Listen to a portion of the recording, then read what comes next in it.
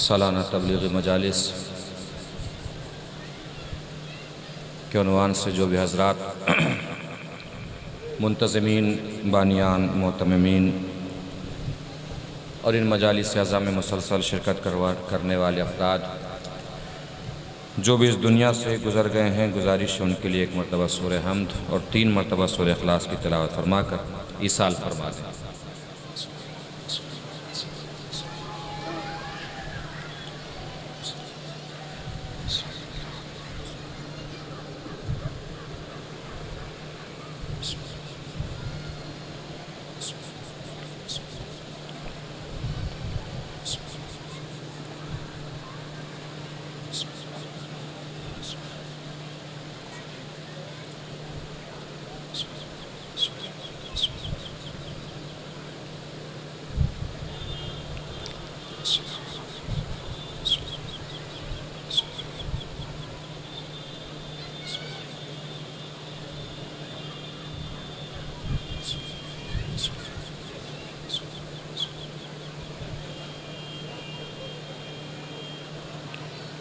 فاتحہ۔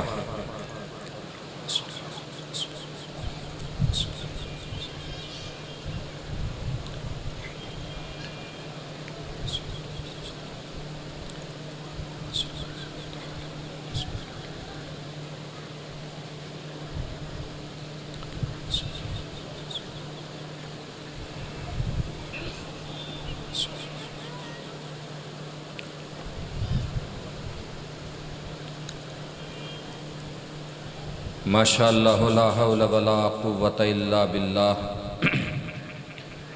العلی العظیم۔ اعوذ باللہ السمیع العلیم من الشیطان اللعین الرجیم۔ بسم اللہ الرحمن الرحیم۔ الحمد للہ رب العالمین، الصلاة والسلام علی اشرف الاولین والآخرین، خاتم النبیین، شفیع المذنبین، رحمۃ للعالمین، الملقب بطٰہٰ و یاسین، مولانا مولا الثقلین، سید الکونین، امام القبلتین، جد الحسن والحسین، ابی القاسم محمد وعلی آلہ الطیبین الطاہرین المعصومین المظلومین المنتخبین المنتجبین الغر المیامین، ولعنۃ اللہ علی اعدائہم اجمعین من الآن الی قیام یوم الدین۔ اما بعد، فقد قال اللہ الحکیم فی القرآن الکریم۔ بسم اللہ الرحمن الرحیم۔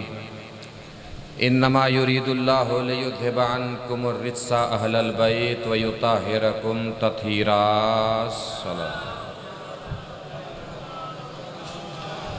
مل جل کے ایک اور بار بآواز بلند نعرہ صلوات۔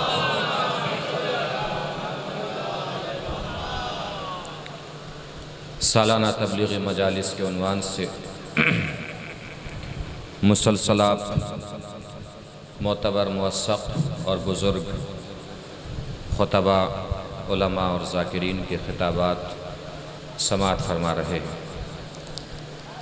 ان مجالس میں شرکت کرنے والے تمام افراد مومنین کی صورت میں، جوانوں کی صورت میں، نوجوانوں کی صورت میں، بزرگوں کی صورت میں یا مومنات، ماں بہن بیٹیوں کی صورت میں، جو بھی جس طریقے سے بھی ان مجالس میں شرکت کر رہا ہے، پروردگار سب کی عبادت کو قبول فرمائے، سب کی جد و جہد کو قبول فرمائے، سب کی کوششوں کو قبول فرمائے۔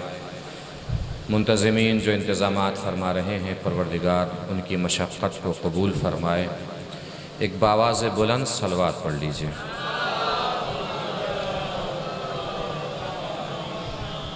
گفتگو کرنے کے لیے قرآن مجید کی مشہور و معروف آیہ کریمہ، جس کو ہم آیہ تطہیر کے نام سے جانتے اور پہچانتے ہیں، تبرکاً میں نے عرض کی ہے، موضوع گفتگو ہمارا آیہ تطہیر نہیں، بلکہ ہم نے اس وقت گفتگو کرنے کے لیے شہزادی فاطمہ زہرا سلام اللہ علیہا کا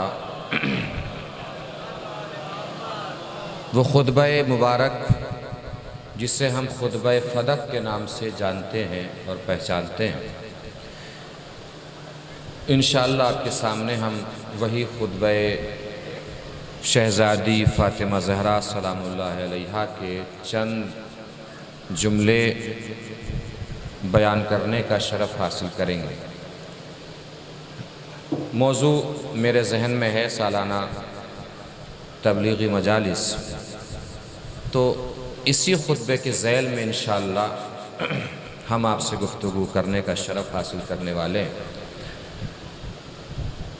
خطبہ کس وجہ سے چنا، کس سبب سے چنا، ایک تو یہ موضوع ہی ذہن میں ہے، دوسرا یہ ہے کہ جب ہم فدق کا ذکر کرتے یا سوچتے ہیں یا خطبہ فدق کے بارے میں سوچتے ہیں تو ہمارے ذہن میں کچھ الگ اور جدا خیالات اس سلسلے سے آتے ہیں۔ آپ انشاءاللہ بھی سماعت فرمائیں گے کہ شہزادی نے خطبہ فدق میں جاتے ہی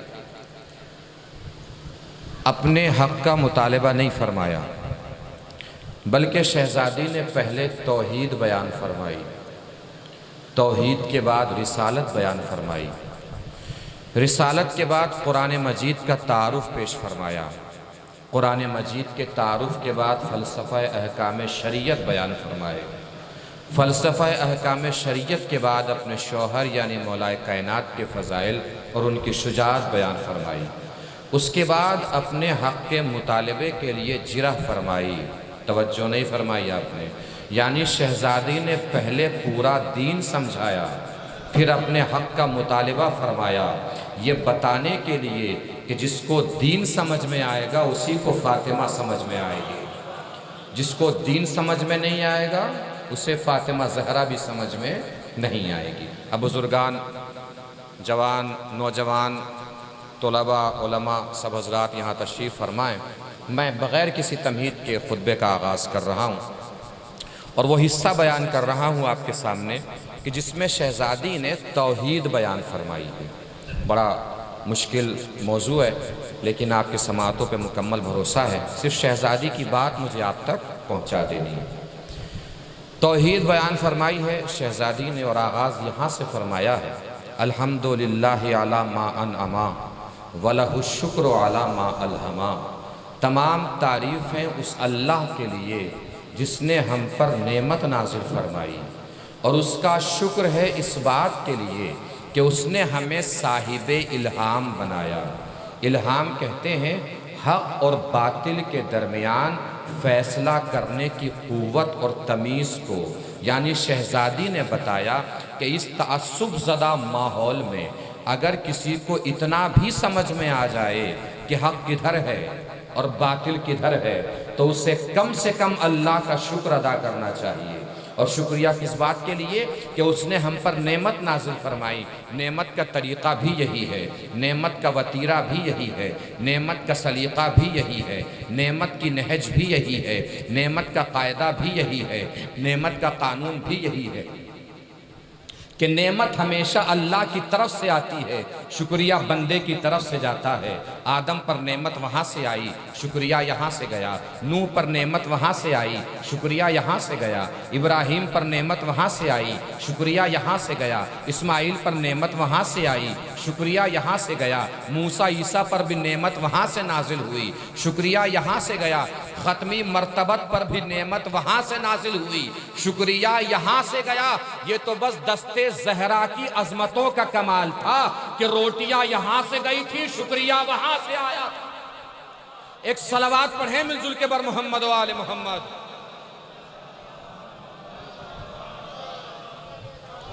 محسوس فرما رہے ہیں؟ اب ایک جملہ آپ کی بیداری کے لیے عرض کر دوں، اس کے بعد بات مسلسل ہو جائے گی توحید کے سلسلے سے جو شہزادی نے بیان فرمایا ہے۔ بیدار کرنا بھی ضروری ہے تاکہ مجمع پوری طریقے سے میری طرف متوجہ ہو جائے۔ جو شہزادی کی باتیں میں آپ تک پہنچانا چاہتا ہوں، کہاں گئی روٹیاں، کس جگہ گئی روٹیاں؟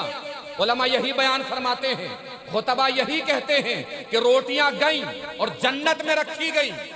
اب حوالہ تو نہیں ہے میرے پاس، لیکن میرا دل یہ کہتا ہے کہ روٹیاں جنت میں اس لیے رکھی گئیں کہ اللہ جنتیوں کے جنت میں جانے سے پہلے ان کے کھانے پینے کا انتظام کر رہا تھا۔ اور روٹیاں کہاں سے منگا رہا تھا؟ در فاطمہ سے۔ در فاطمہ ہی سے روٹیاں کیوں منگائیں؟ یہ بتانے کے لیے منگائیں کہ سنبھل کے جنت آنا، اس دنیا میں بھی فاطمہ کے ٹکڑوں پر پلے ہو، اس دنیا میں بھی فاطمہ زہرا کے ٹکڑوں پر پلو۔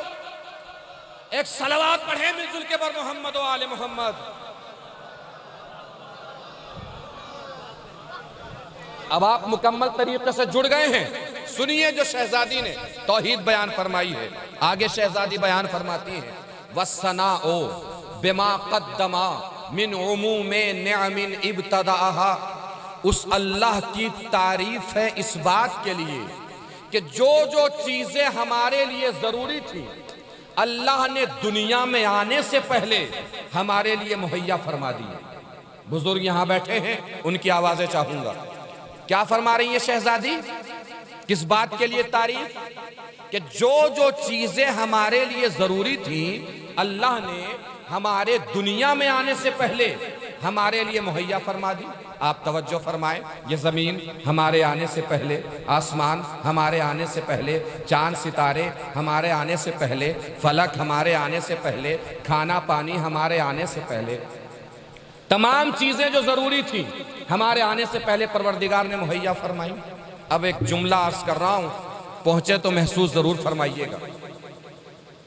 ایسا نہیں ہے کہ اللہ نے صرف چیزیں ہمارے آنے سے پہلے مہیا فرمائی، بلکہ جو چیز جتنی زیادہ ضروری تھی اللہ نے دنیا میں اتنا ہی سستا بنا کے رکھا ہے۔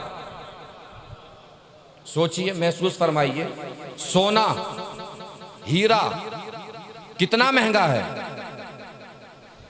گولڈ کتنا مہنگا ہے؟ کبھی سوچا کیوں مہنگا ہے؟ اس لیے مہنگا ہے کہ ہمارے لیے ضروری نہیں ہے۔ اس کے مقابلے پہ نمک کتنا سستا، ہر ذائقے کے لیے ضروری ہے۔ نمک کے مقابلے پر پانی کتنا سستا، ہر زندگی کے لیے ضروری ہے۔ اور پانی کے مقابلے پہ ہوا سستی نہیں، بالکل مفت، بالکل فری۔ اب اگر پہنچے بات تو بتائیے گا کہ شہزادی کیا بتانا چاہ رہی ہیں؟ ہوا بالکل فری اللہ نے مفت رکھا، اور اس عادل مطلق کا کمال اعتدال دیکھیے کہ ہوا کو اللہ نے مفت رکھ کر برابر سے سب پر اس طریقے سے تقسیم فرمایا کہ جس ہوا سے امیر کو زندہ رکھا اسی ہوا سے غریب کو زندہ رکھا۔ محسوس فرما رہے ہیں؟ جس ہوا سے امیر کو زندہ رکھا اللہ نے اسی ہوا سے غریب کو زندہ رکھا۔ اور آگے شہزادی فرما رہی ہیں صرف چیزوں کو مہیا نہیں فرمایا، وَالصُّبُوغِ آلَائِنْ أَصْدَعَهَا، جتنی ہمارے لیے ضرورت تھی اللہ نے اس سے زیادہ ہمیں عطا فرمایا۔ آپ اپنے اپنے اندر توجہ فرمائیے۔ ایک آنکھ کسی کی خراب ہو جائے دوسری آنکھ سے نظر آتا ہے کہ نہیں آتا؟ نہیں آتا ہے تو نہ بولیے، آتا ہے تو بتائیے۔ آتا ہے کہ نہیں آتا دوسری آنکھ سے نظر؟ آتا ہے۔ اس کا مطلب دیکھنے کے لیے صرف ایک آنکھ ضروری تھی، اللہ نے کتنی دی؟ 2۔ سننے کے لیے صرف ایک کان ضروری، اللہ نے کتنے دیے؟ 2۔ اور گہرائی میں چلے جائیے، ڈیپ میں، زندہ رہنے کے لیے صرف ایک کڈنی ضروری، اللہ نے کتنی دی؟ 2۔ یہ بتانے کے لیے دی کہ دیکھ لو بغیر مانگے اوقات سے زیادہ دے رہا ہوں۔ اگر تم کسی دن میری بارگاہ میں آ کے دعا میں ہاتھ اٹھا دو تو پھر سوچ سکتے ہو کہ میں کتنا عطا کر سکتا ہوں۔ آگے شہزادی فرما رہی ہے ابتدع الاشیاء لا من شیء کان قبلها، اس نے چیزوں کو بنایا اس طریقے سے کہ ان سے پہلے کچھ موجود ہی نہیں تھا۔ شہزادی ہمیں ہماری اوقات بتا رہی ہیں، توحید کا عرفان کرا رہی ہیں۔ بھئی چیزیں ہم بھی بناتے ہیں، چیزیں اللہ بھی بناتا ہے، مگر بڑا فرق ہے ہمارے بنانے میں اور اللہ کے بنانے میں۔ ہم نے منبر بنایا، کس چیز سے بنایا؟ کس چیز سے؟ لکڑی سے۔ توجہ ہی نہیں فرمائی آپ نے۔ لکڑی تھی تبھی تو منبر بنا، لکڑی نہ ہوتی تو منبر کہاں کہاں سے بنتا؟ مائک بنا کس چیز سے؟ لوہے سے۔ لوہا تھا تبھی تو مائک بنا، لوہا نہ ہوتا تو مائک کیسے بنتا؟ شہزادی یہی بتا رہی ہیں، چیزیں تم بھی بناتے ہو، چیزیں خدا نے بھی بنائی ہیں، مگر تم بناتے ہو کسی چیز کی مدد سے۔ اللہ نے جب بنایا دنیا میں کچھ موجود ہی نہیں تھا، اور اس کا کمال حسن خلقت دیکھیے کہ جسے سب سے پہلے بنایا اسی کو سب سے خوبصورت بنایا، جسے سب سے پہلے بنایا اسی کو سب سے خوبصورت بنایا۔ اب متوجہ ہیں تو میں ایک جملہ عرض کرنے جا رہا ہوں، اگر بات پہنچے۔ شہزادی بتا رہی ہیں چیزیں تم بھی بناتے ہو، چیزیں اللہ بھی بناتا ہے، مگر بڑا فرق ہے تمہارے بنانے میں اور اللہ کے بنانے میں۔ تم مٹی سے زیادہ ہی بلندی پہ جاتے ہو تو برتن بناتے ہو، یہی فرق ہے تم میں اور خدا میں۔ جس مٹی سے تم برتن بناتے ہو اسی مٹی سے اللہ تم جیسا انسان بنا دیتا ہے۔ جس مٹی سے تم برتن بناتے ہو اسی مٹی سے اللہ تم جیسا انسان بنا دیتا ہے۔ کبھی سوچا قرآن معجزہ کس لیے ہے؟ سوچئے قرآن کیوں معجزہ ہے، کس لیے معجزہ ہے؟ قرآن میں ہے کیا؟ الف بے تے سے جیم ہے خے یہ تک پڑھ جائیے، الف سے لے کے یہ تک۔ ان حروف کے علاوہ قرآن میں کچھ اور ہے؟ فرمائیے کچھ اور ہے الف سے لے کے یہ تک؟ اور ہم کیا بولتے ہیں؟ ہم بھی یہی حروف بولتے ہیں، نہیں توجہ فرمائی؟ وہی حروف بولنے والے ہم، وہی حروف قرآن میں، مگر 1400 سال گزر گئے قرآن کا انسان جواب نہیں لا پایا ہے، جبکہ وہی حروف بولتا ہے۔ یہی شہزادی بتا رہی ہے کہ تم مٹی سے برتن بنا سکتے ہو، انسان نہیں بنا سکتے۔ الف بے تے جمع کر کے لفظ بنا سکتے ہو، قرآن نہیں بنا سکتے۔ چندے کے اکٹھا کیے گئے لوگوں سے سقیفہ بنا سکتے ہو، غدیر کا میدان نہیں بنا سکتے۔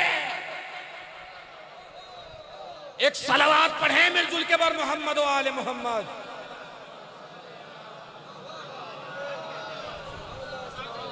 ایک اور صلوات پڑھیں مل جل کے بر محمد و آل محمد۔ اور ایسا نہیں ہے کہ توحید صرف شہزادی نے ہی بیان فرمائی ہے، ہر معصوم نے توحید اسی طریقے سے بیان فرمائی ہے۔ سنیں گے بزرگان، بچے، میرے نوجوان جوان بھائی، امام جعفر صادق علیہ السلام کے پاس ایک شخص آیا، بیٹھا، بولا کہ میں اللہ کو نہیں مانتا۔ تھوڑی دیر بیٹھا تھا، اس کی زبان سے آہ نکلا۔ کیا نکلا؟ آہ۔ مولا نے فرمایا تو اللہ کو نہیں مانتا؟ کہا نہیں مانتا۔ کہا پھر یہ آہ کیا ہے؟ کہا میرے سر میں درد ہے، اس آہ کے سبب سر کے درد کو سکون ملتا ہے۔ مولا نے فرمایا جس آہ کے سبب سر کے درد کو سکون ملتا ہے اسی آہ کو تو اللہ کہتے ہیں۔ کہا اچھا اللہ کے وجود پہ کوئی دلیل؟ کہا تیرا وجود دلیل ہے کہ اللہ ہے۔ اب میرے لہجے کی تھکن کو نہ دیکھیے گا، امام جعفر صادق علیہ السلام کے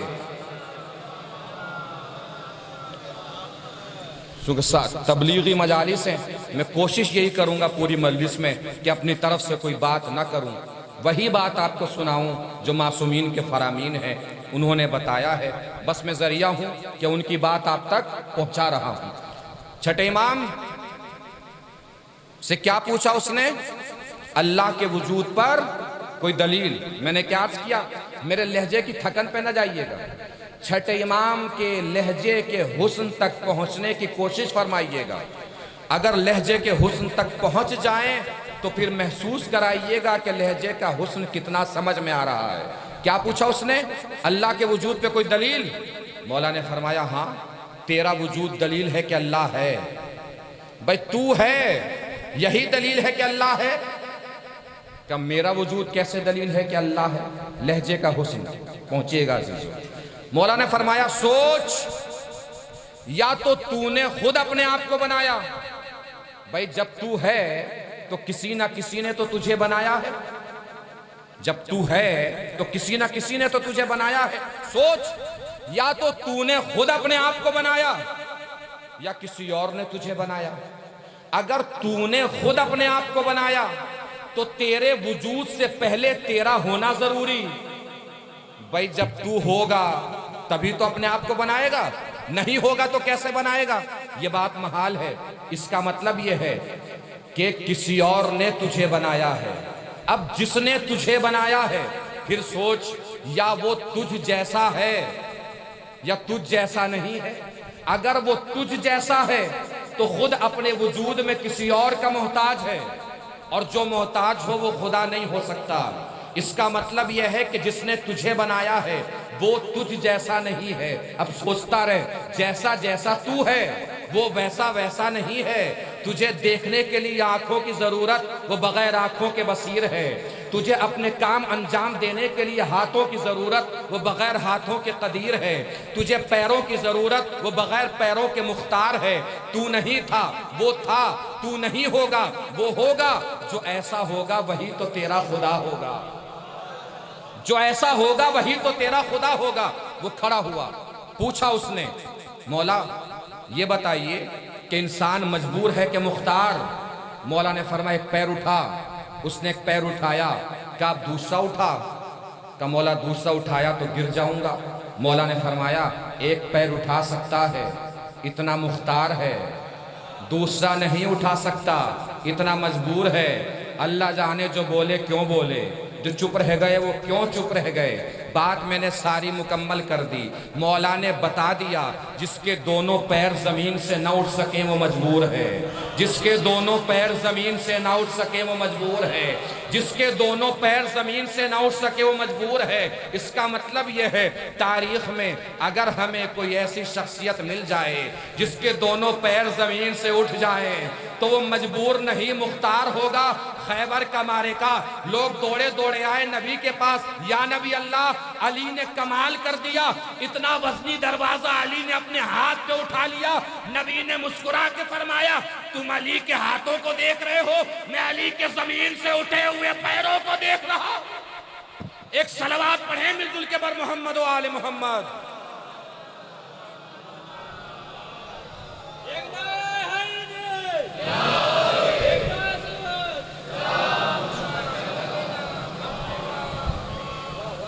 ایک اور صلوات پڑھیں مل جل کے بر محمد و آل محمد۔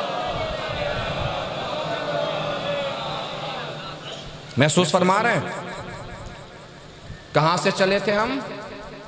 توحید سے۔ کہاں گئے؟ مولا کائنات تک۔ کیوں آئے؟ یہ بتانے کے لیے آئے کہ ہم سنا رہے ہیں خطبہ فدق۔ یہ بتانے کے لیے آئے ہیں کہ شہزادی دربار میں صرف فدق مانگنے نہیں گئی تھی، علی کی ولایت کو منوانے گئی تھی۔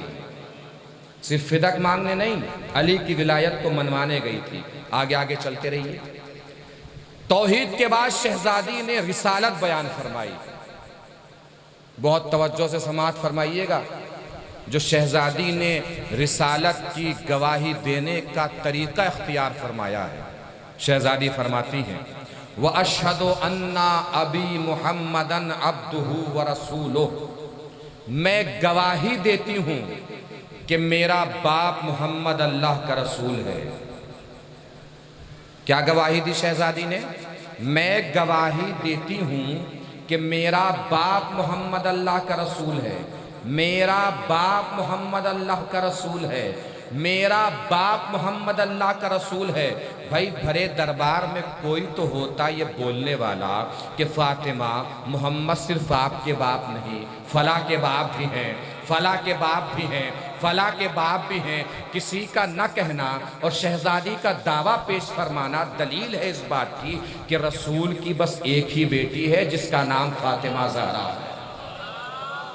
پہنچے یہ بات؟ آگے شہزادی نے بیان فرمایا اختارہ وانتجبہ قبل ان ارسلہ، وہ میرے باپ محمد اللہ کے رسول ہیں کہ جن کو اختارہ وانتجبہ قبل ان ارسلہ، جن کو دنیا میں بھیجنے سے پہلے اللہ نے مختار بنایا، واصطفاہ قبل ان ابتعثہ، مبعوث کرنے سے پہلے جن کو مصطفیٰ بنایا، سماہ قبل ان اجتبلہ، پیدا کرنے سے پہلے جن کا نام رکھ دیا۔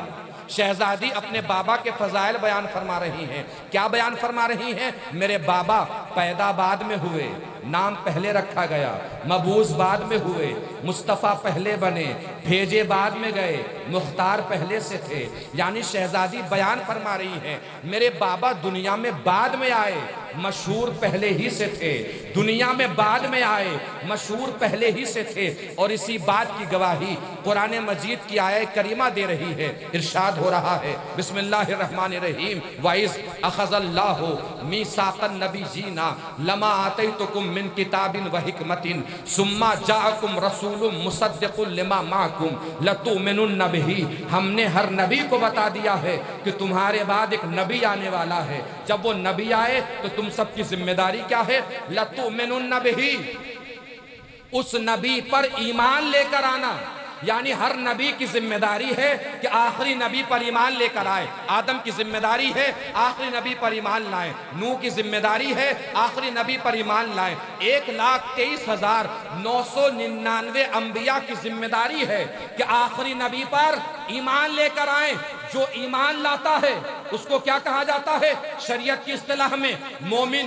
یعنی قرآن گواہ ہے، آدم بھی نبی کے مومن، نوح بھی نبی کے مومن، ابراہیم بھی نبی کے مومن، اسماعیل بھی نبی کے مومن، اسحاق بھی نبی کے مومن، یعقوب بھی نبی کے مومن۔ اور مومن اور نبی میں رشتہ کیا ہوتا ہے؟ قرآن نے پھر آواز دی، النبی اولا من المؤمنین بانفسہم، نبی مومنین کا مولا ہوتا ہے۔ یعنی آدم کے مولا بھی نبی، نوح کے مولا بھی نبی، ابراہیم کے مولا بھی نبی، اسماعیل کے مولا بھی نبی، اسحاق کے مولا بھی نبی، یعقوب کے مولا بھی نبی، یوسف کے مولا بھی نبی۔ توجہ ہی نہیں فرمائی آپ نے، 1,23,999 انبیاء کے مولا ہے نبی، 1,23,999 انبیاء کے مولا ہے نبی۔ پھر سن لیجئے، 1,23,999 انبیاء کے مولا ہے نبی۔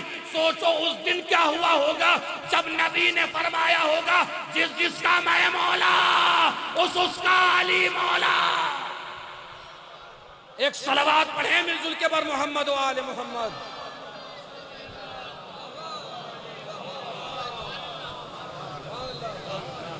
اب آئیے عزیزو، شہزادی مولا کائنات ایک باب میں بیچ میں چھوڑ رہا ہوں، اس کو میں بعد میں بیان کروں گا، فلسفہ احکام شریعت۔ 2-3 جملے مولا کائنات کے فضائل میں جو شہزادی نے بیان فرمائے ہیں وہ بھی سن لیجئے۔ درباریوں سے شہزادی خطاب فرما رہی ہیں،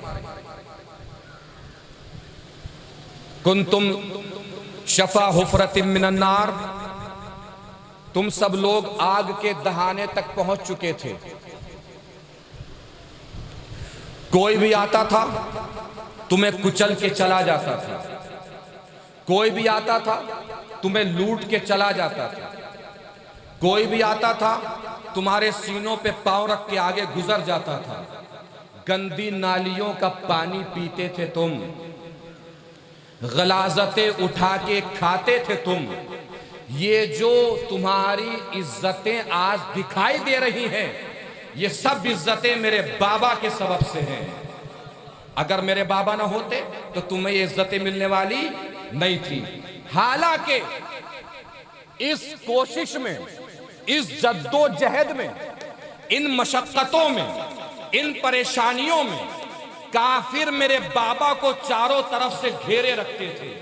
توجہ، یہاں پہ شہزادی نے اپنے شوہر یعنی مولا کائنات کی شجاعت بیان فرمائی ہے۔ کیا بیان فرما رہی ہے شہزادی؟ یہ ساری عزتیں تمہیں میرے بابا کے سبب ملی ہیں۔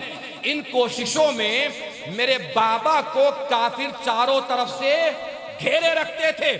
اس وقت میرے بابا معلوم ہے کیا کرتے تھے؟ یہاں شہزادی نے اپنے شوہر مولا کائنات کی شجاعت بیان فرماتے ہوئے فرمایا، دیکھیے شجاعتیں ہم مولا کائنات کی سنتے ہیں، خطبہ سے سنتے ہیں، علماء سے سنتے ہیں، ذاکرین سے سنتے ہیں، لیکن آج شہزادی کی زبانی میں مولا کائنات کی شجاعت بیان فرما رہا ہوں۔ میں نے اسی لیے مجلس کے آغاز میں یہی عرض کیا ہے کہ جو بات کہوں گا کوشش کروں گا کہ معصومین کی زبانی باتیں آپ تک پہنچاؤں، اپنی طرف طرف سے کچھ کہنے کی ضرورت نہ پڑے۔ شہزادی بیان فرما رہی ہیں، اپنی طاقتوں کو سمیٹ لیجئے گا، مولا کائنات کی شجاعت شہزادی کی زبانی سنانے جا رہا ہوں۔ توجہ عزیزو، شہزادی بیان فرما رہی ہیں، یہ ساری عزتیں تمہیں میرے بابا کے سبب ملی ہیں، میرے بابا کی وجہ سے ملی ہیں۔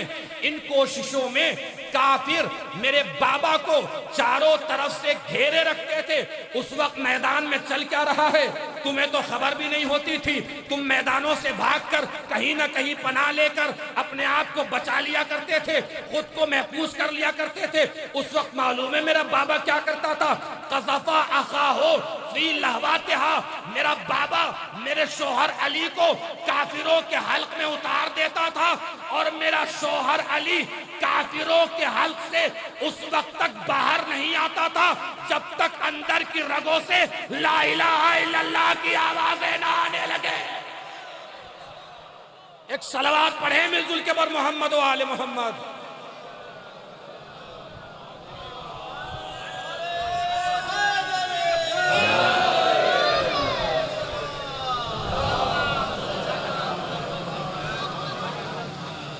توحید بیان ہو گئی، رسالت بیان ہو گئی، مولا کائنات کی شجاعت اور فضیلت بیان فرما دی شہزادی نے۔ یہ ایک ایک گفتگو پر مکمل مجلس پڑھی جا سکتی ہے، لیکن میں صرف آپ کو جھلکیاں دکھا رہا ہوں۔ اب سنیے فلسفہ احکام شریعت، سالانہ تبلیغی مجالس ہیں۔ شہزادی نے ریزن بتائے، وجہ، اسباب، جو بھی اعمال ہم انجام دیتے ہیں ان کی وجہ کیا ہے، ریزن کیا ہے، سبب کیا ہے۔ اور میں اکثر کہا کرتا ہوں، 1 گھنٹے کی مجلس میں بیٹھ کر اگر یہاں ایک بھی انسان ایک بھی پیغام لے کر چلا گیا تو آخرت سب کی سنورنے والی ہے۔ 1 گھنٹہ لگائیے، کتنے گھنٹے اس مجلس کی وجہ سے صرف ہو رہے ہیں، خرچ ہو رہے ہیں۔ اگر ایک پیغام بھی لے کر ہم چلے گئے تو خطیب کی آخرت بھی سنور جائے گی، ہو سکتا ہے، اور اسی پیغام کے سبب ہو سکتا ہے کہ سامعین کی آخرت بھی سنور جائے۔ اس مجلس کا جو پیغام ہے وہ وہی پیغام ہے جو شہزادی نے پہنچایا ہے۔ شہزادی بیان فرما رہی ہے، فَجَعَلَ الْإِيمَانَ تَطْهِيرًا لَكُم مِّنَ الشِّرْكِ، اللہ نے ایمان کو اس لیے رکھا ہے تاکہ تمہیں شرک کی نجاست سے بچا سکے۔ ایمان کس لیے ہے؟ تاکہ انسان شرک کی نجاست سے بچ سکے۔ توجہ، وَالصَّلَاةَ تَنزِيهًا لَكُم مِّنَ الْكِبْرِ، اور اللہ نے نماز کو اس لیے واجب کیا ہے تاکہ تم سب کو غرور سے بچا سکے۔ نماز کس لیے واجب ہوئی؟ کیا بتا رہی ہیں شہزادی؟ نماز کس لیے واجب ہوئی؟ تاکہ انسان غرور سے بچ سکے۔ اب سماج میں کسی بھی اکڑے ہوئے متکبر مغرور انسان کو دیکھیے تو چوراہوں پہ کھڑے ہو کے، بیٹھکوں میں بیٹھ کے اس کی برائی کرنے کی ضرورت نہیں ہے۔ شہزادی نے مرض کا علاج بتایا ہے۔ غرور ایک مرض ہے اور نماز اس کا علاج ہے۔ ہر مغرور اور متکبر کو نمازی بنا دیجئے، غرور خود ختم ہو جائے گا۔ یہ ہے سکے کا ایک پہلو۔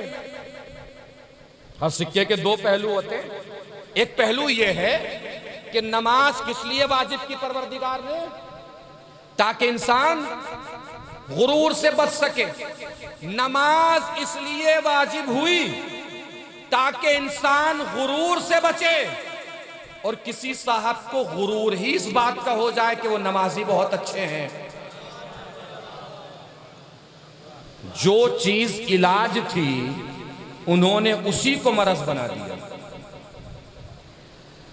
جو بھی ہمارا اور اللہ کا معاملہ ہے وہ ہمارے اور اللہ کے درمیان رہنا چاہیے۔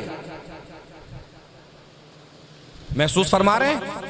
جو بھی نیکی ہم کریں وہ یہ سوچ کے کریں کہ اس کا پڑوسیوں سے کوئی لینے دینا نہیں ہے، پڑوسیوں سے کوئی تعلق نہیں ہے، دوستوں سے کوئی تعلق نہیں ہے، اہل بزم اہل نشست سے کوئی تعلق نہیں ہے۔ یہ ہمارا اور اللہ کا مسئلہ ہے۔ ایک صاحب گئے، بچے کو لے کے گئے نماز صبح پڑھنے کے لیے۔ بچہ واپس آیا نماز پڑھ کے تو بولا، ابا ہم تو نماز پڑھ کے آ گئے، یہ سب تو ابھی تک سو ہی رہے ہیں۔ ابا نے کہا، بیٹے اگر نماز پڑھ کے بھی تجھے دوسروں کے گریبان ہی میں جھانکنا تھا تو بہتر تھا تو بھی سویا ہی رہتا۔ اگر ہم کوئی نیکی انجام دے رہے ہیں تو یہ ہمارا اور اللہ کا مسئلہ ہے۔ محسوس فرما رہے ہیں؟ کچھ بھی انجام دیجئے صرف اللہ کے لیے انجام دیجئے، اللہ کے لیے کیجئے، اور ایسا کردار جو ہر کام اللہ کے لیے کرے وہ کردار گھر میں بنتا ہے، گھر کا ماحول بتاتا ہے۔ ایک انسان کی زندگی میں باپ کے خون کا اثر بھی ہوتا ہے، ماں کی تربیت کا اثر بھی ہوتا ہے، اور باپ کے خون اور ماں کی تربیت کا اثر ہی نہیں، جو کچھ ہم کھاتے پیتے ہیں غذا، اس کا اثر بھی ہوتا ہے۔ جو بھی ہم کھاتے ہیں اس کا اثر ہوتا ہے۔ واقعہ بڑا مشہور ہے، میرے بچے اور نوجوان بھائی یہ بھی اس واقعے کو جانتے ہوں گے، سنا ہوگا، پڑھا بھی ہوگا۔ ایک دانشور تھا، بادشاہ کے پاس آیا کہ بادشاہ سلامت، کھانے پینے کے لیے کچھ ہے نہیں، آپ مجھے نوکری دے دیجئے، خدمت پہ رکھ لیجئے، آپ کے دربار میں رہوں گا، خدمت کیے جاؤں گا۔ بادشاہ نے کہا، بھئی بات ایسی ہے کہ دربار میں تو جگہ ہے نہیں، میرا استبل ہے، تم اس استبل کو سنبھال لو۔ دانشور تھا، استبل سنبھالنے لگا۔ بادشاہ کا وہاں سے گزر ہوا، دیکھا کہ بہت اچھی طریقے سے نظام سنبھالا ہوا ہے۔ بادشاہ نے کہا کہ تم بتا رہے تھے کہ تم دانشور ہو، میں کچھ پوچھوں تم جواب دے دو، تمہارا بھی کام ہو جائے گا، میرا بھی کام ہو جائے گا۔ کہ جی سرکار بتائیے۔ کہ اس گھوڑے سے میں بہت محبت کرتا ہوں، بہت پیارا ہے مجھے یہ گھوڑا، تم یہ بتاؤ کہ یہ گھوڑا نسلی ہے یا نسلی نہیں ہے؟ دانشور نے کہا، سرکار اگر خطا معاف ہو تو ایک بات بتائیں۔ کہ بتاؤ۔ کہ سرکار گھوڑا تو نسلی ہے مگر اس میں عیب پایا جاتا ہے۔ کہ تمہیں کیسے پتا؟ کہ سرکار نسلی گھوڑا جب بھی گھاس کھاتا ہے آسمان کی طرف چہرہ کر کے گھاس چباتا ہے، یہ جب بھی گھاس کھاتا ہے زمین کی طرف چہرہ رکھ کے گھاس چباتا ہے۔ اس کا مطلب ہے تو نسلی مگر اس میں عیب پایا جاتا ہے۔ بادشاہ نے کہا، بات یار صحیح ہے۔ جس سے گھوڑا خریدا تھا اسے بلوا لیا کہ کوئی ایسی بات جو بتانے سے آپ چوک گئے ہوں؟ کہ سرکار بات ایسی ہے کہ جب یہ گھوڑا پیدا ہوا تھا تو اس کی ماں اس دنیا سے چلی گئی تھی، اس کی ماں جو ہے مر گئی تھی، ہم نے اسے گائے کا دودھ پلایا ہے، اس گائے کا دودھ پینے کے سبب اس میں یہ عیب پیدا ہو گیا ہے کہ اب یہ آسمان کی طرف چہرہ کر کے گھاس نہیں چباتا، زمین کی طرف چہرہ رکھ کے گھاس چباتا ہے۔ نہیں توجہ فرمائی؟ گھوڑا نسلی تھا مگر غذا بدلی تو عیب پیدا ہو گیا۔ گھوڑا نسلی تھا مگر غذا بدلی تو عیب پیدا ہو گیا۔ ہمیں کیا سبق ملتا ہے؟ آپ کسی بھی اچھی نسل کے ہوں، کسی بھی اچھے خاندان کے ہوں، کسی بھی اچھے قبیلے کے ہوں، لیکن اگر پیٹ میں غذا حرام جائے گی تو عیب پیدا ہو ہی جائے گا۔ اگر غذا حرام جائے گی تو عیب پیدا ہو ہی جائے گا۔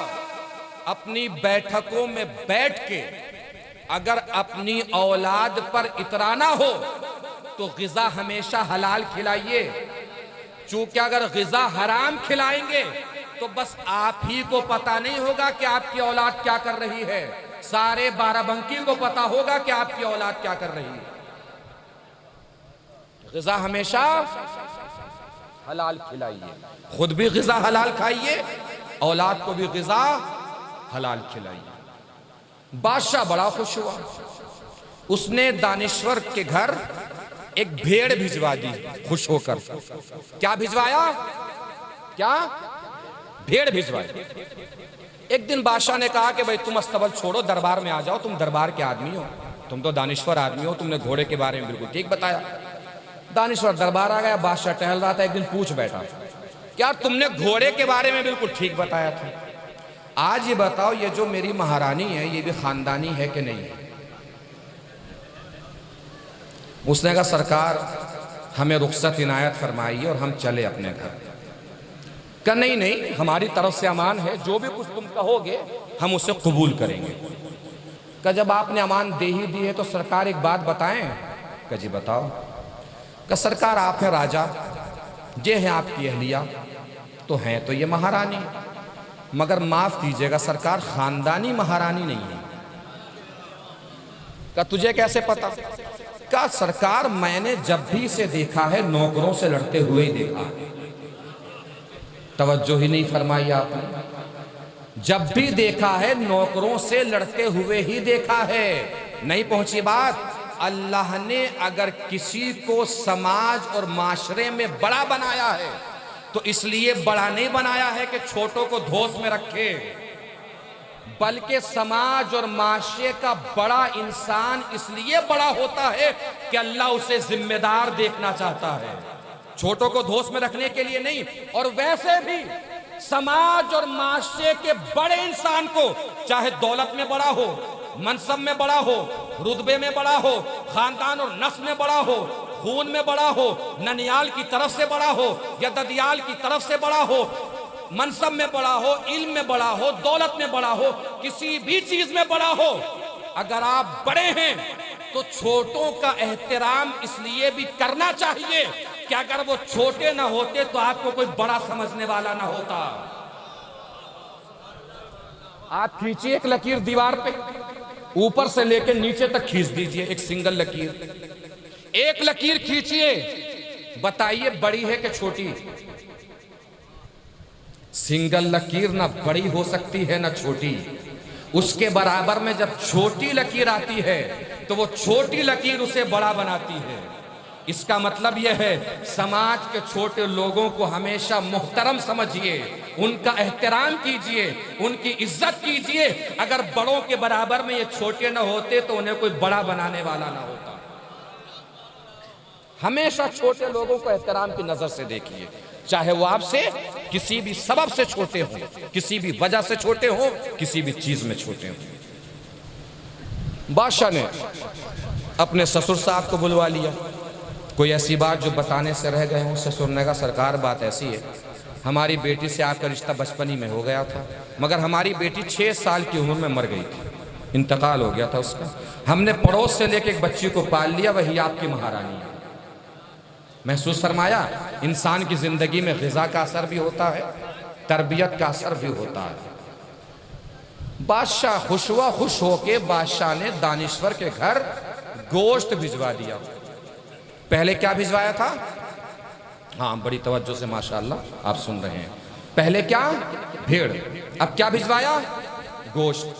ایک دن بادشاہ بیچارہ عقل کا مارا پوچھ بیٹھا دانشور سے کہ یار تم نے مہارانی کے بارے میں ٹھیک بتایا، گھوڑے کے بارے میں ٹھیک بتایا، آج یہ بتاؤ کہ میں بھی خاندانی بادشاہ ہوں کہ نہیں ہوں؟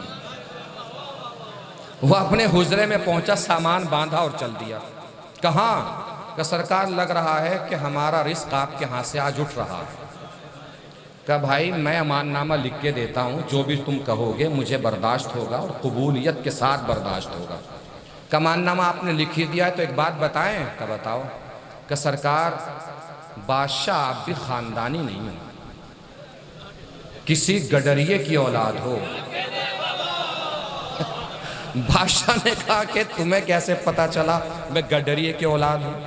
دانشور نے کہا کہ اب کے ابا حضور رخصت ہونے والے ہیں، سب سے پہلے ان سے جا کے پتہ کر لیجئے، ورنہ وہ گزر گئے اگر دنیا سے تو آپ مجھے بھی پریشان رکھیں گے، خود بھی پریشان رہیں گے۔ وہ اپنے بابا کے پاس گیا، ابا حضور اب تو آپ جا ہی رہے ہیں تو کوئی ایسی بات بتا جائیے جو ہم بھی چین سے جی سکیں، آپ بھی چین سے جا سکیں۔ کہا بیٹے ہمارے ہاں تو کوئی اولاد تھی ہی نہیں، ہمارے دربار میں گڈریا آتا تھا، اس کے بیٹے کو لے کے ہم نے پال لیا، وہی تم ہو۔ اب یہ بادشاہ حیران، پریشان، ششدر، بے قرار، مضطرب، بے چین، ہانپتا کانپتا دانشور کے پاس پہنچا، جا کے پوچھا بھائی یہ تو مجھے پتا چل گیا کہ میں گڈریے کی اولاد ہوں، مگر یہ بتا کہ تجھے کیسے پتا چلا؟ اب جواب سنیے گا عزیزو، جہاں جہاں بھی موجود ہیں، اس نے تاریخی جواب دیا۔ بادشاہ نے جب پوچھا نا تجھے کیسے پتا چلا کہ میں گڈریے کی اولاد ہوں، اس نے کہا تیری عطا کے طریقے سے پتا چلا۔ جب بھی میں نے کوئی انعام کا کام کیا، کبھی گوشت بھجوا رہا ہے، کبھی بھیڑ بھجوا رہا ہے، خاندانی بادشاہت کا لہو رگوں میں دوڑ رہا ہوتا، کبھی ہیرے بھجواتا، سونا بھجواتا، چاندی بھجواتا۔ نئی توجہ فرمائے عزیزو، نتیجہ کیا نکلا؟ انسان کی عطا کا طریقہ بھی بتاتا ہے کہ تعلق بڑے لوگوں سے ہے کہ چھوٹے لوگوں سے۔ عطا کا طریقہ بھی بتاتا ہے کہ تعلق بڑے لوگوں سے ہے کہ چھوٹے لوگوں سے۔ بعضا انسان کسی کو 2 روٹیاں کھلا کر بھی سوچتا ہے کہ سارے بارہ بنکی کو پتا چل جائے کہ فلاں کے گھر کا چولہا میری وجہ سے جل رہا ہے۔ 2 روٹیاں کسی کو کھلا کر بھی اگر یہ سوچتے ہو کہ سب کو خبر ہو جائے تو یہ سوچ خود بتا رہی ہے کہ ابھی چھوٹے گھرانے سے تعلق ہے، بڑے لوگوں سے تعلق نہیں ہوا۔ اس لیے کہ اگر بڑے لوگوں سے تعلق ہوتا تو دنیا انسانیت میں بعد نبی علی سے بڑا کوئی نہیں۔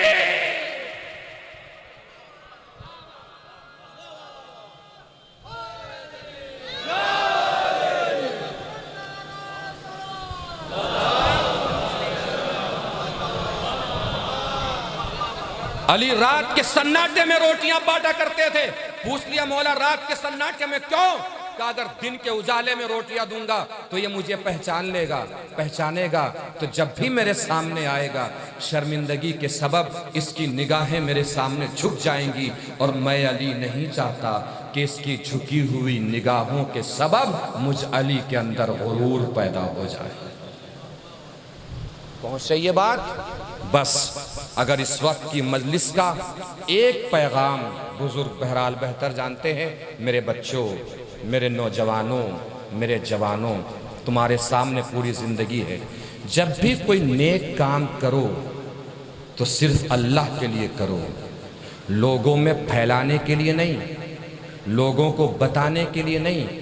یاد رکھیے اگر لوگوں کو دکھانے کے لیے ایک ٹرک انار بھی بٹوا دیجئے تو اللہ کے کھاتے میں آپ کا عمل نہیں آتا ہے۔ چاہے ایک ٹرک بھر کے انار بٹوا دیجئے، لیکن اگر اللہ کے لیے بس ایک انار دیجئے تو 1400 سال کے بعد بھی علی کے دیے گئے ایک انار کا تذکرہ باقی ہے،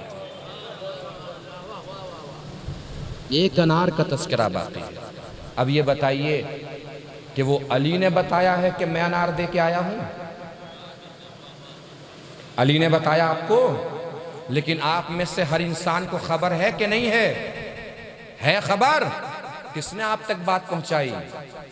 یہی اسی لیے میں نے عرض کیا کہ جب آپ اپنی کی گئی نیکی لوگوں تک پہنچائیے گا تو آپ چاہے کتنے بھی بڑے انسان ہیں مگر انسانی حدوں میں رہ کر اپنی نیکیاں پہنچا سکتے ہیں، لیکن جب خدا پہ چھوڑ دیں گے اور خدا آپ کی نیکیاں پہنچائے گا تو وہ خدائی طاقتوں کے ساتھ نیکیاں پہنچائیں گا۔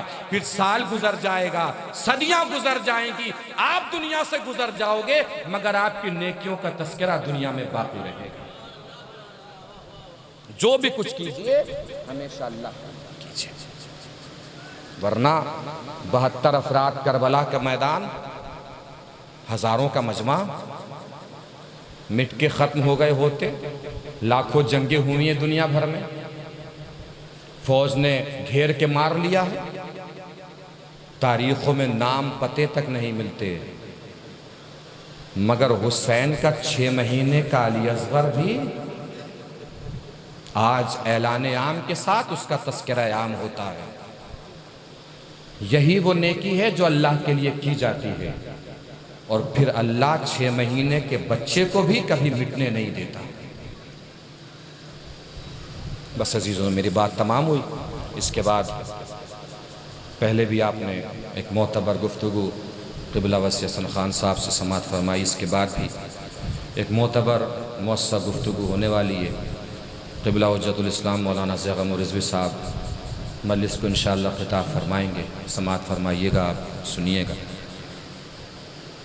6 مہینے کا بچہ، ادھر ہی کی طرف گفتگو چلی گئی ہے تو میں اسی بات کو مکمل کیے دیتا ہوں۔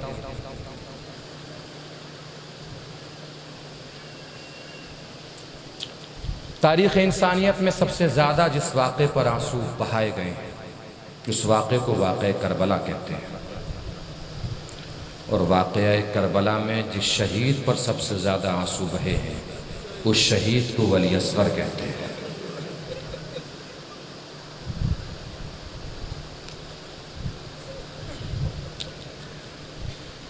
تاریخ لکھی ہے مورخین نے، کربلا کی بہت ساری تاریخیں لکھی گئیں۔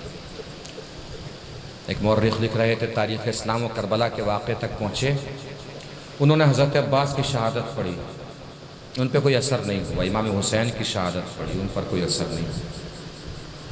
مورخ غیر طبقے سے تعلق تھا، لیکن جیسے حضرت علی اصغر کی شہادت انہوں نے پڑھی، کتاب کو بند کیا، حجرے سے باہر آئے، آسمان کا رخ کر کے فرمایا، پروردگار اگر تو واقعاً ہے تو کسی کو بھی معاف کر دینا، علی اصغر کے قاتل کو معاف نہ کرنا۔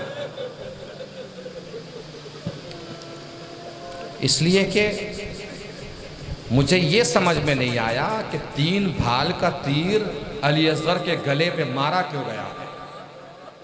ہماری ماں بہنیں بیٹیاں موجود ہیں، اللہ کسی ماں کو یہ غم نہ دکھائے جو ام رباب نے دیکھا ہے۔ 3 بھال کا تیر لگا ہے علی اصغر کے گلے پہ۔ 2 جملے بس مجھے پڑھنے ہیں، مسائل کو تمام کر دینا ہے۔ 3 بھال کا تیر۔ امام حسین بچے کو لے کے در خیمہ پر آئے ہیں، حسرتیں ایسے مچل رہی ہیں، اضطراب ایسا طاری ہے کہ حسین کبھی پیچھے ہٹ رہے ہیں، کبھی آگے بڑھ رہے ہیں۔ حسین بس یہ سوچ رہے ہیں کہ ماں اپنے 6 مہینے کے بچے کے گلے کو اس حالت میں کیسے دیکھ پائے۔ ہمت کی آگے بڑھے، در خیمہ پہ آئے، ماں کو بلایا، اور معلوم ہے مولا نے کیا فرمایا؟ ام رباب بچے کو چاہے جس حال میں دیکھنا، کوئی شکایت نہ کرنا۔ یہ کہہ کے امام حسین نے علی اصغر کے گلے سے ابا کا دامن ہٹایا۔ اللہ جانے ماں نے بچے کو کس کیفیت میں دیکھا کہ بے ہوش ہو کے گر پڑے، اور جب ہوش آیا تو 2 جملے فرمائے ام رباب نے، ایک آسمان کا رخ کر کے، ایک مقتل کا رخ کر کے۔ آسمان کا رخ کر کے فرمایا، پروردگار کیا 6 مہینے کے بچوں کو بھی نہر کیا جاتا ہے؟ اور مقتل کا رخ کر کے فرمایا، اے میرے سید و سردار حسین، بس مجھے اتنا بتا دیجئے، جس نے میرے بچے کو تیر مارا وہ کیا صاحب اولاد نہیں تھا؟ لیجئے عزیزوں، میں نے مسائل مکمل کیے، بس مجھے ایک روایت سنانی اور بات کو تمام کر دینا ہے۔ آپ بے تحاشا رو رہے ہیں، گریہ فرما رہے ہیں۔ میں اکثر کہتا ہوں کہ مسائل میں رونا ضرور چاہیے، اس لیے نہیں کہ ذاکر مسائل پڑھ رہا ہے، بلکہ اس لیے کہ آپ کی آوازیں شہزادی فاطمہ کو سکون بہت دیتی ہیں۔ اگر رونا نہ آیا کرے تو اللہ کی بارگاہ میں دعا کیا کیجئے، پروردگار تجھے شہزادی فاطمہ کا واسطہ ہماری آنکھوں کو آنسو عنایت فرما۔ پھر بھی رونا نہ آیا کرے تو آپ میں سے اکثر جوان ہیں جو مجھے دیکھ رہے ہیں، جو باہر کھڑے ہیں، بیٹھے، اکثر جوان ہیں۔ آپ جوان ہیں تو سوچا ضرور کیجئے کہ آپ جوان ہیں تو آپ کی چھوٹی چھوٹی بہنیں بھی ہوں گی۔ اللہ آپ کی بہنوں کو سلامت رکھے، بہنوں کے بھائیوں کو سلامت رکھے۔ ایمانداری سے دل پہ ہاتھ رکھ کے سوچئے گا ضرور، آپ کی چھوٹی سی بہن کو کوئی چوراہے پہ روکے، زلفوں کو پکڑ کے رخساروں پہ تماچے مارنا شروع کرے، آپ میں سے کتنے بھائی ہوں گے جنہیں برداشت ہو جائے گا؟ نہ ہو سکے تو امام سجاد کو یاد کر کے رو لیا کیجئے۔ امام سجاد کربلا سے کوفہ، کوفہ سے شام، یہی دیکھتے دیکھتے چلے گئے۔ کبھی شمر سکینہ کو تماچے مار جاتا تھا، کبھی خولی تماچے مار جاتا تھا۔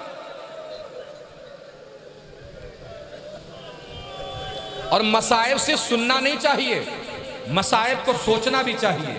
سوچئے، ایمانداری سے سوچئے، کیا عمر تھی جناب سکینہ کی؟ 4 سال۔ ہم نے اپنے گھروں میں بھی تو 4 سال کے بچے دیکھے ہیں۔ دل پہ ہاتھ رکھ کے سوچئے گا ضرور، کوئی 4 سال کے بچے کو بھرپور طاقتور جوان پوری طاقت سے تماچا مارے، بچہ زمین پہ کھڑا رہ سکتا ہے؟ گر نہیں جائے گا زمین پر؟ شمر ملعون جب تماچا مارتا تھا سکینہ زمین پہ گر جاتی تھی، پھر اٹھانے کے لیے شمر ملعون تازیانے مارا کرتا تھا۔ ایک روایت سنانی ہے، بس آخری جملے اور مصائب تمام۔ امام سجاد فرماتے ہیں شام کا بازار تھا، سکینہ کو شمر نے تماچا مارا، سکینہ زمین پہ گر گئی، اٹھ نہ سکی۔ شمر ملعون میرے پاس آیا، میرے بدن پہ تازیانے مارنے لگا۔ سکینہ نے جب دیکھا جوان بھائی کے بدن پہ میرے سبب تازیانے پڑ رہے ہیں، سکینہ نے جلدی سے اپنے آپ کو اٹھایا، دوڑی اور میرے اوپر خود کو گرا دیا۔ مولا، شمر نے تازیانے روک لیے ہوں گے، کہ روک لیتا تو ستم کیا تھا، جیسے مجھے مار رہا تھا ویسے ہی سکینہ کو مارنے لگا۔ آخری جملے مصائب تمام، رو لیجئے گا جتنا رونا ہوگا، دے لیجئے گا پرسہ جتنا دینا ہوگا۔ امام سجاد فرماتے ہیں بس یہی وہ موقع تھا جب سکینہ نے مجھے مدد کے لیے پکارا، مگر میں سکینہ کی کوئی مدد نہ کر سکا۔ کہ مولا، شمر نے تازیانہ روک لیا ہوگا، کہ روکتا تو ستم کیا تھا، جیسے مجھے مار رہا تھا ویسے ہی سکینہ کو مارنے لگا۔ کہ مولا، سکینہ نے کیا مدد مانگی؟ امام سجاد کانپتے بدن کے ساتھ کھڑے ہوئے، سر سے امامے کو پھینک کے فرمایا، سکینہ نے میرے سامنے ہاتھوں کو جوڑا، جوڑ کے کہا یا اخی قل لہو لا تضریب علی خدیہ، اے بھیا شمر سے بس اتنا کہہ دیجئے کہیں بھی تازیانے مار لے، میرے رخساروں پہ تازیانے نہ مار، پہلے ہی میرے رخسار اس کے تماچوں سے رنگین ہے، اب میرے رخساروں میں طاقت نہیں کہ اس کے تازیانوں کی ضرب بھی برداشت کر پائے۔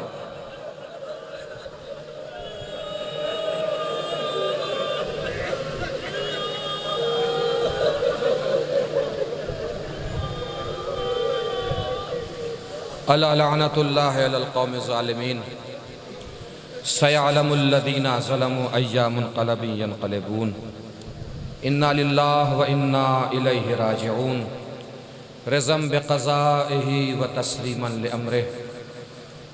باراللہ جو بھی شریکان مجلس ہیں ان سب کی دلی مرادوں کو پورا فرما، ان کے آنسوں کو قبول فرما، ان سب کے آنے کو قبول فرما۔ جو بھی ذاکرین خطبہ، مرثیہ خان، نوح خان، منقبت خان، پیش خان حضرات، جو بھی منتظمین ہیں، جو بھی آنے والے ہیں، شرکت فرمانے والے ہیں، سامعین، مومنین، مومنات، قوم کی بچیاں، بزرگ، ہماری مائیں بہنیں بیٹیاں، قوم کے بزرگ، جوان، نوجوان، بچے باراللہ، سب کے عزاداری کو اپنی بارگاہ میں قبول فرما۔ باراللہ جو بھی حضرات پریشان حال ہیں ان کی پریشانیوں کو دور فرما، جو مقروض ہیں ان کے قرضوں کو ادا فرما، جو بغیر کسی خطا کے مقید ہیں انہیں قید سے رہائی دلا، جو بیمار ہیں انہیں شفاء کاملہ و عاجلہ عنایت فرما، پرچم اسلام کو سربلند فرما، پرچم کفر و نفاق کو سرنگو فرما، مقامات مقدسہ کی حفاظت فرما، علماء کرام کی حفاظت فرما، مراجع کرام کی حفاظت فرما، امام آخر کے ظہور میں تعجیل فرما، اور ہم سب کو اس قابل بنا کے بعد ظہور امام کے انصار و آوان میں شریک ہو سکیں۔ بسم اللہ الرحمن الرحیم۔ اللہم کل ولیک الحجت ابن الحسن صلواتک علیہ وعلا آبائہ فی هذه الساعة وفی کل الساعة ولیا وحافظا وقائدا وناصرا ودلیلا وعینا حتی تسکنہ ارضک طوعا وتمتعہ فیہا طویلا۔